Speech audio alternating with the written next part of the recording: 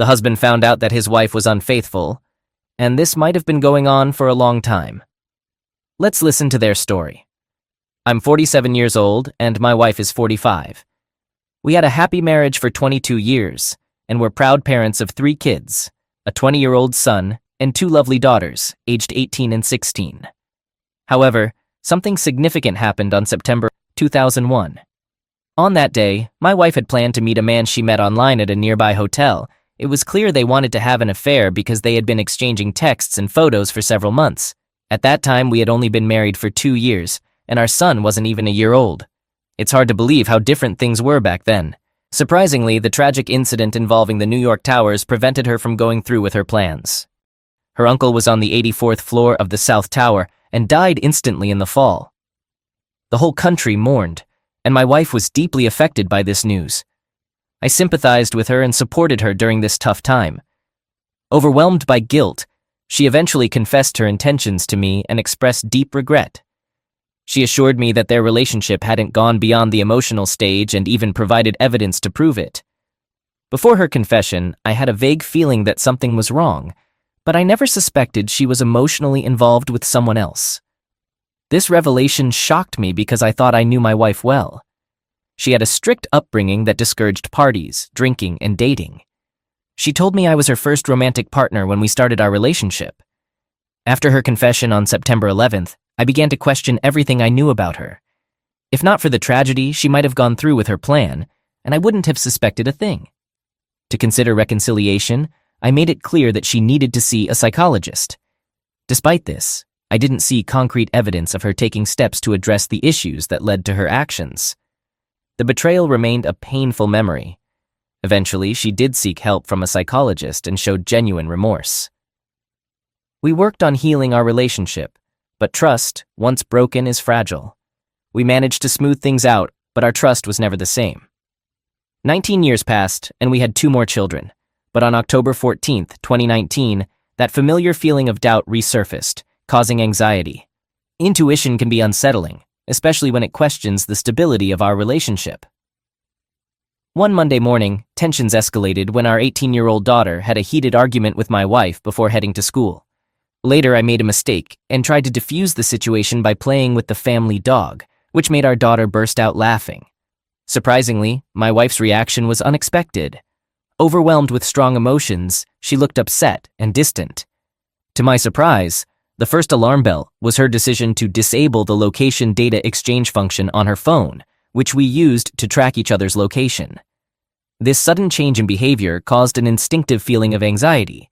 The trust we had been rebuilding needed more attention. Driven by the need to find clarity and confidence, I started looking for ways to access her phone, computer, and any other devices that could help resolve the situation.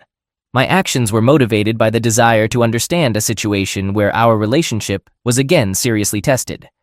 Today, we had to take our youngest to the post office to get a passport for her school trip.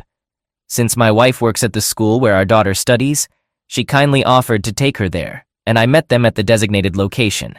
Both of us needed to be there for this task, but all the while she seemed detached and distant. While we waited, there was an unsettling silence in the car, broken only by her periodic phone calls. It was clear she was engaged in correspondence with someone, which raised concerns in my mind, and a desire to check her phone to ease my worries. She used to leave her phone unattended at home, but lately she carried it everywhere. This change added to my unease. I also recalled her recent purchase of an iPad for her work, which I set up for her. We had discussed this acquisition multiple times, so her desire for it wasn't a surprise. Alongside her phone, the iPad became her constant companion, which she carried around the house. At one point, she left it unattended on the table, allowing me to investigate further. To my surprise, I found it locked with a code. This was unusual for us since we usually don't use codes on our devices. She explained it was because confidential student information was on the iPad, which made sense. However, there was still the possibility she used it for other purposes. On a Friday, we planned to meet at the bank to finalize a loan for our new house. After returning home, she mentioned having an errand to run. Curious, I checked our bank account and discovered that one of her errands was a visit to an adult store. This immediately raised suspicions. When I had the chance, I discreetly searched through her purchases and found beautiful underwear. Our life in bed was stagnant. mainly due to her lack of desire. This discovery led to a conversation. Frustrated by our lack of closeness, I decided to consult a doctor about it. During my research, I stumbled upon several websites discussing low libido in women. This piqued my curiosity and led me to dig deeper. I tried to observe her actions without being noticed, and eventually discovered the access code to her iPad while she was with our daughter. With caution and determination, I accessed the device and saw a Facebook message from a stranger, asking her to send a photo. Strangely, the app showed they weren't Facebook friends, which left me puzzled. It could have been a random person, but her reaction indicated she knew this individual. The conversation quickly became open, and when he suggested that she should leave our daughter and be with him instead of keeping this information and its source hidden for better understanding, I made a hasty decision to confront her that evening. Unfortunately, this turned out to be a big mistake as she lied about it and took immediate action. The affair remained a secret from others. She claimed the lingerie was for us, and she was trying to build up the courage to wear it for me. She said the person on Facebook was a former colleague from a summer job who suddenly started messaging her. She swore that their communication was only through texts and didn't involve any physical contact. Although I wanted to believe her, I found it hard to accept her explanations. I told her firmly that all of this needed to stop completely and immediately, and she agreed. The next day, I asked if the affair had truly ended, and she assured me it had. She didn't know I had seen their messages. Using other methods, I discovered that she had told him to unfriend her on Facebook due to my demands, which meant she had lied to me. And here I am, 19 years later, facing a situation that feels all too familiar at this moment. My emotions are a mess, and I'm confused. My appetite has decreased, I can't sleep well, and I find it hard to concentrate. To cope with this, I've scheduled consultations for myself later this week and started spending more time at the gym.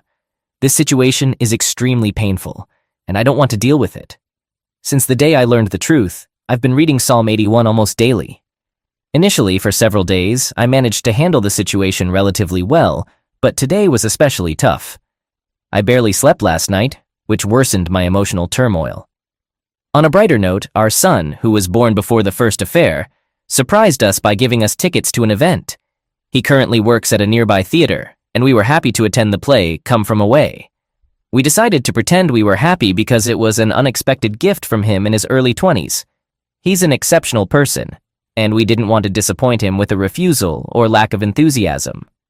If you're not familiar with the production, it's based on the events of the September 11th, 2001 terrorist attack. It's worth mentioning that the date is historically significant, as are the feelings I had when we bought the tickets.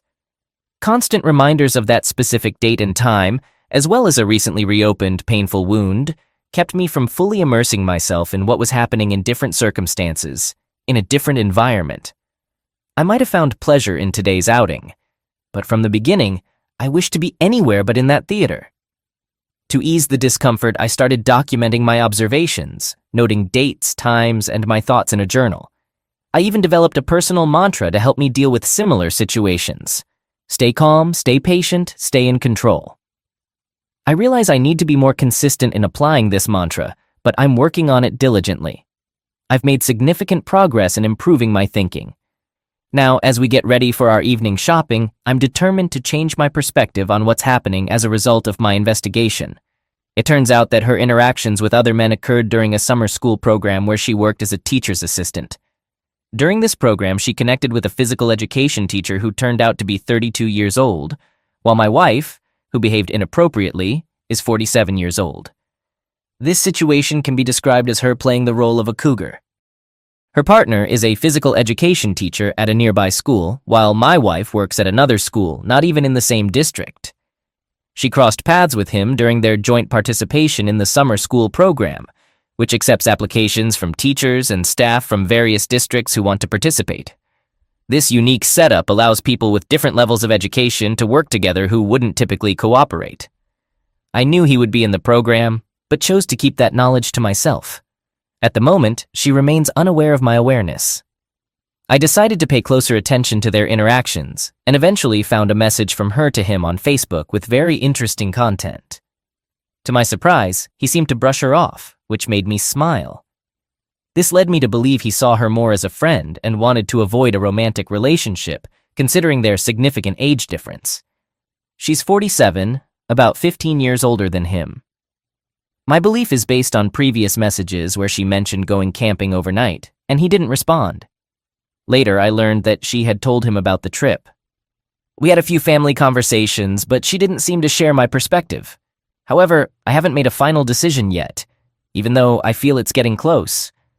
With significant life changes on the horizon, I believe it's crucial to have a well-established network of information sources. To do this, I use tools like voice recorders, GPS, navigation devices, electronic codes, and so on. My goal is to gather as much concrete evidence as possible before taking any major steps. Additionally, I'm diligently studying and noting the divorce laws in my state. In time, I'll turn to legal professionals for advice and assistance. I've sought advice and recommendations from friends who have recently gone through a divorce, and their opinions will undoubtedly prove valuable in this challenging situation. I've also made the decision to take DNA samples from my 3 children, not because of doubt, but solely for my peace of mind. Regardless of the results, my love for them remains unchanged. As for what I'm waiting for, it's a combination of collecting enough evidence and finding the courage to acknowledge the reality of our situation. The realization that our relationship is beyond repair is becoming more and more evident, and I know I have to face it head on. Facing this harsh reality remains a daunting task, and I still struggle to confront it. Furthermore, I can't help but have a strong reluctance to expose my children to the turmoil of a divorce, despite them being older.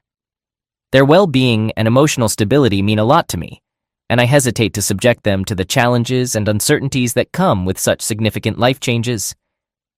Until the situation becomes entirely clear, I find myself in a peculiar position where part of me strangely takes some painful pleasure in listening to her conversations recorded on a dictaphone. This allows me to stay informed about recent events, such as her decision to unfriend a lot of people over the past couple of days.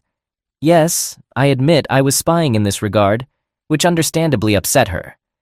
I'm well aware that my actions won't be seen positively, but it's important to note that for the past year or so, she's been going through what I'd call a midlife crisis. She also lost her mother in November, which deeply affected her emotional state and made our already challenging circumstances even more difficult. Just 2 days after her mother's passed away, we tragically lost my father. Within 3 weeks, we lost 2 more relatives. Amid all this grief, Christmas came. A series of misfortunes befell our family, and we experienced immense sorrow.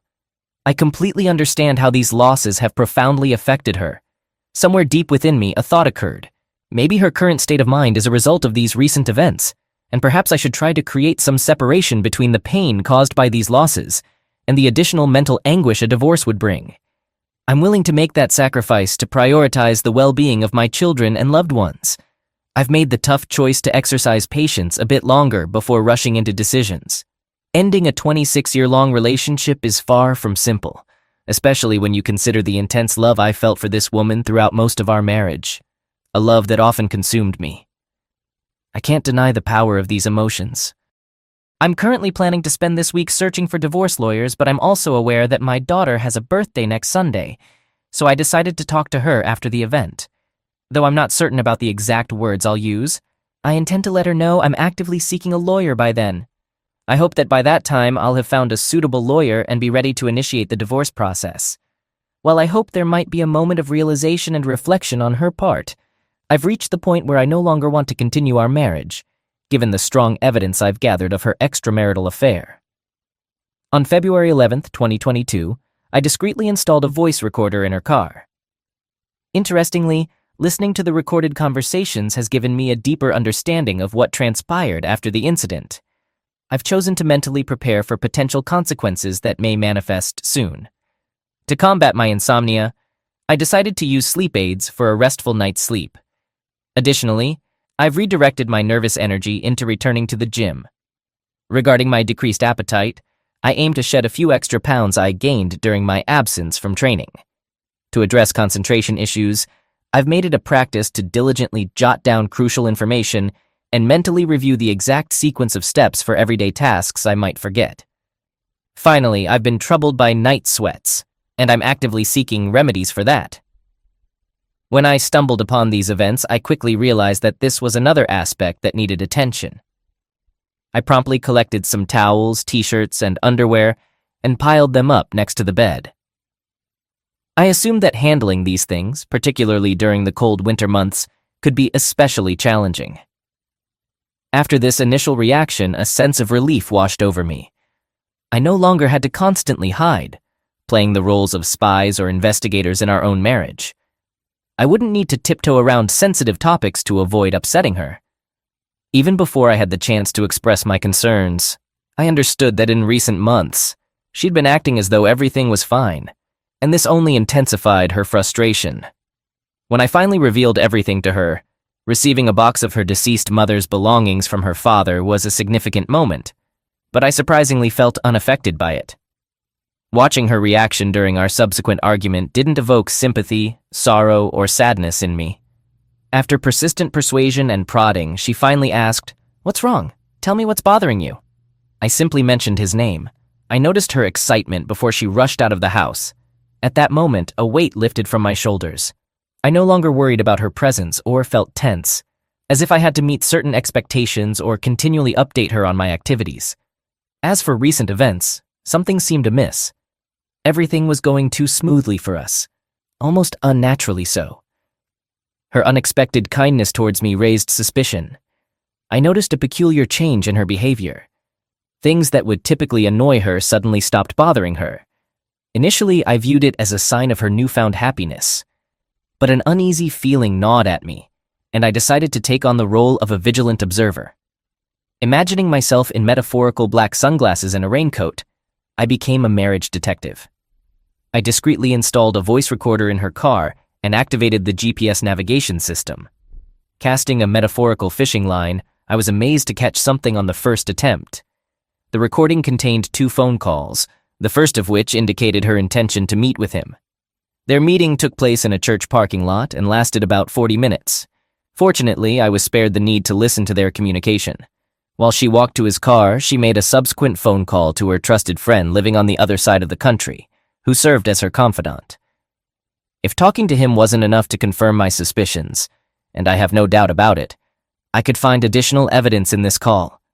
But if I truly wanted to remain in the dark, then her call to him would be decisive. The subsequent conversation between us followed a familiar pattern characteristic of her.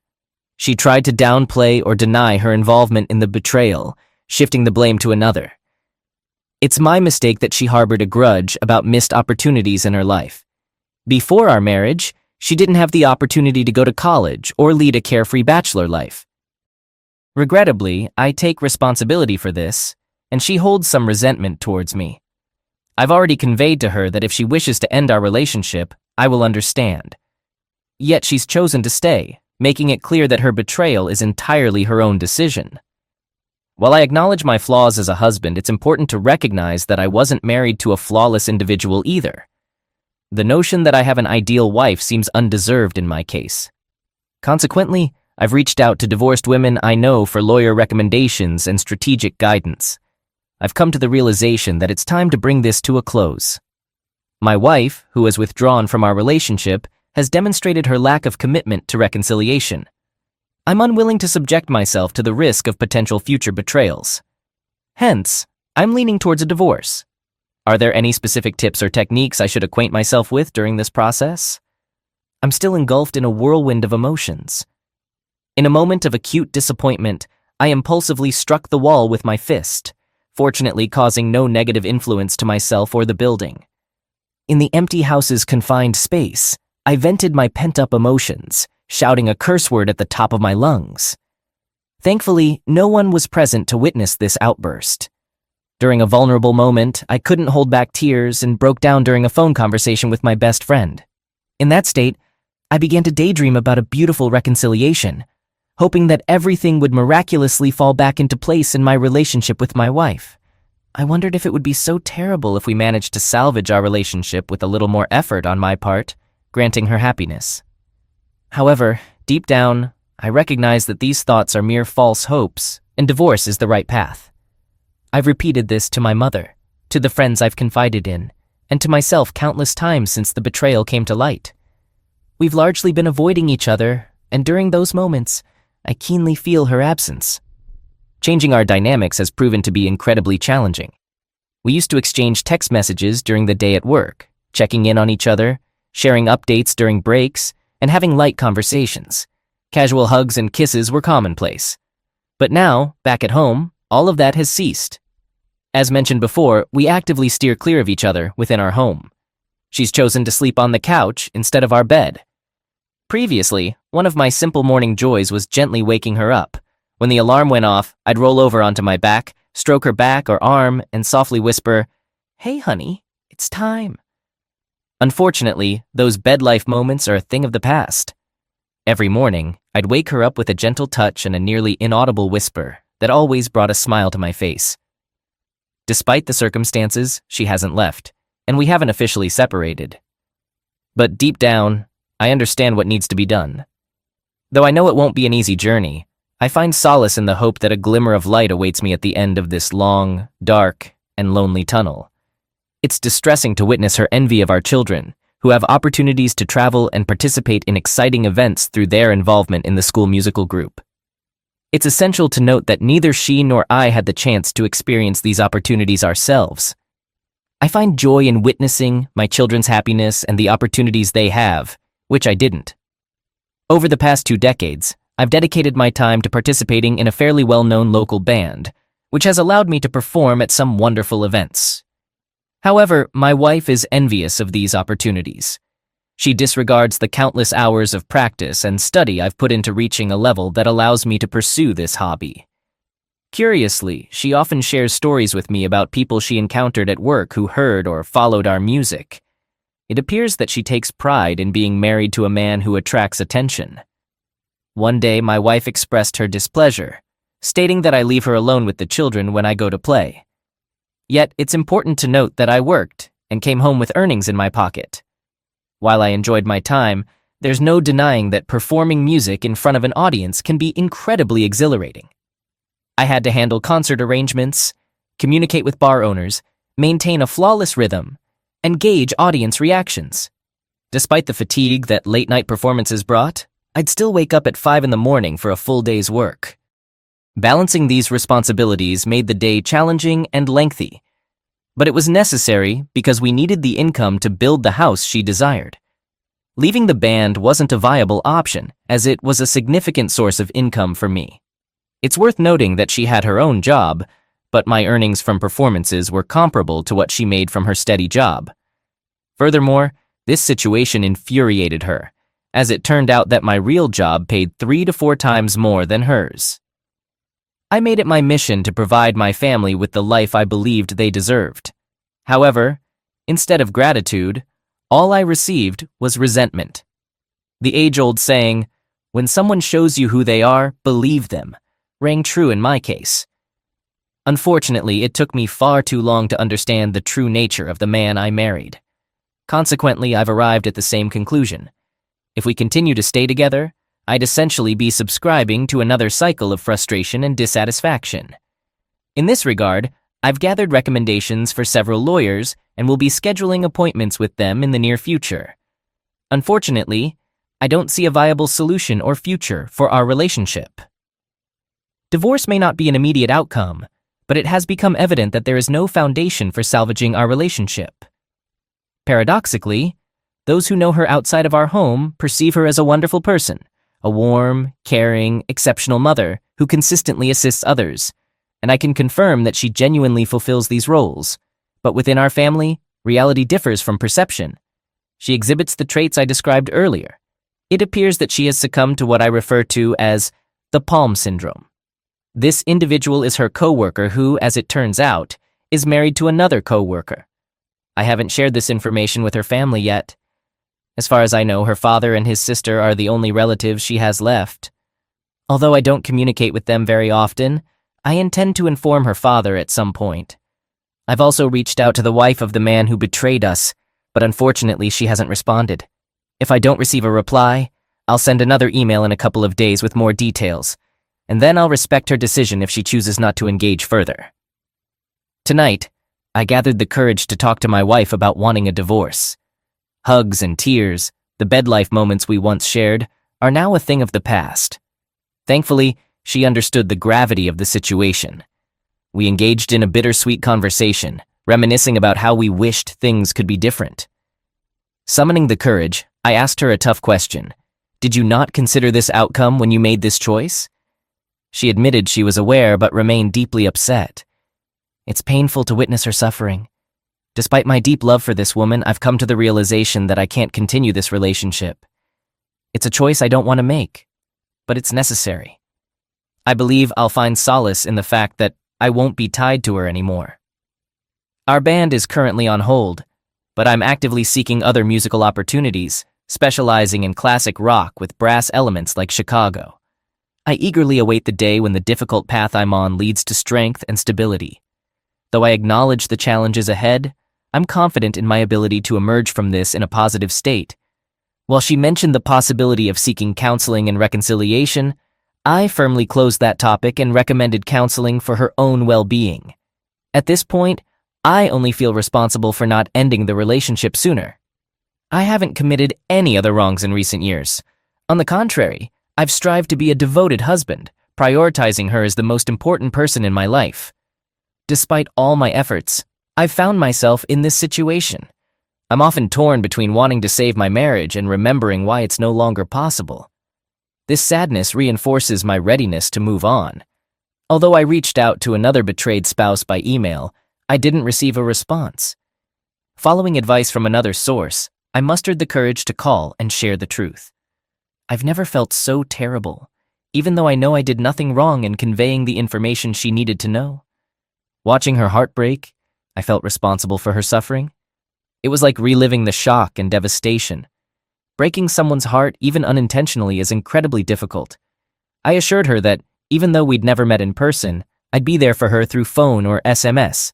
Our conversation turned out to be therapeutic for me as well. After discussing our experiences, I have a clearer understanding of the situation.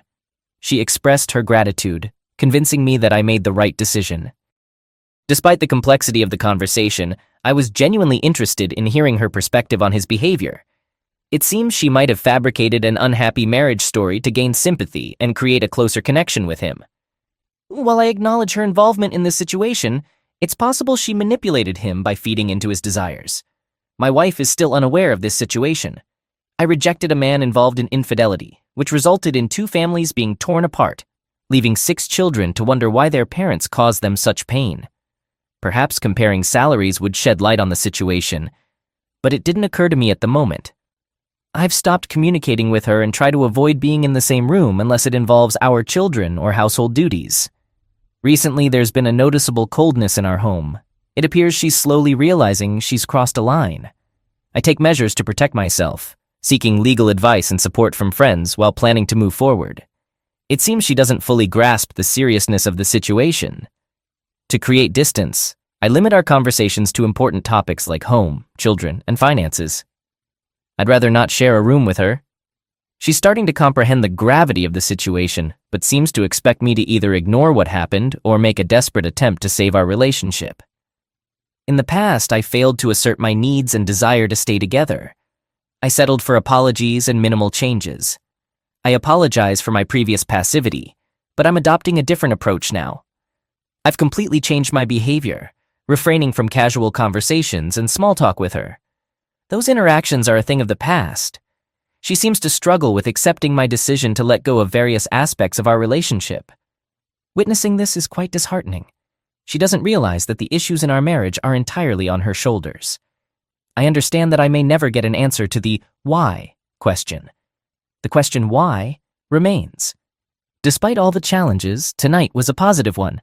We spent time as a family at an event celebrating my youngest daughter's performance in the school musical, The Best Daughter. She had a significant role and gave an impressive performance. Watching her sing, dance, and savor each moment on stage was heartwarming. During the performance, my wife sat beside my mother, who is aware of our situation. Even though my wife doesn't know what my mother knows, I couldn't help but feel sorry for my mom, who must have been in an awkward position. When I finally told my mom the truth, she was genuinely shocked. She mentioned how we always seemed happy together, and she truly loved my wife like her own daughter. Another person who had experienced betrayal contacted me with a text message during the performance, expressing concern about how I was holding up. This individual's husband, involved in infidelity, was temporarily sent away by another wife. She discovered that he sought refuge with a friend who, as it turned out, was absent. This raised concerns about possible inappropriate behavior. I was relieved to reassure her that her fears were unfounded. However, I'm also plagued by painful memories and obsessive thoughts. Despite my hopes for reconciliation and finding a way to repair our relationship, I'm increasingly convinced that divorce is the most reasonable choice. I understand that under the circumstances this may seem early or uncertain, but continuing the relationship appears completely untenable. The only sensible option right now seems to be divorce, despite my occasional desire to salvage our shattered life and family. Yet these moments of nostalgia and hope are fleeting. They're part of the healing process, but they quickly fade, giving way to the harsh reality that staying with her isn't worthwhile.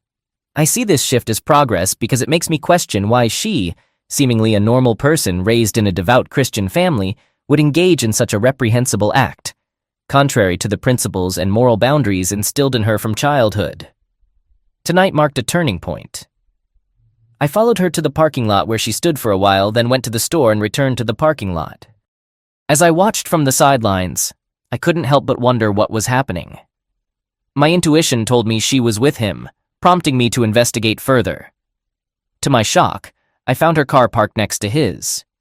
In the process of clarifying the situation, I contacted his wife, with whom I'd been communicating for the past few days. She encouraged me to approach them, introduce myself, and take a photo as evidence. Following her advice, I asked my wife not to return home that evening, and I continued my way home alone. She called me, crying and apologizing. Reluctantly, I agreed to pick up my things, hoping that she would leave for a while. This is how I finally got all the answers, and a new chapter in this turbulent journey began.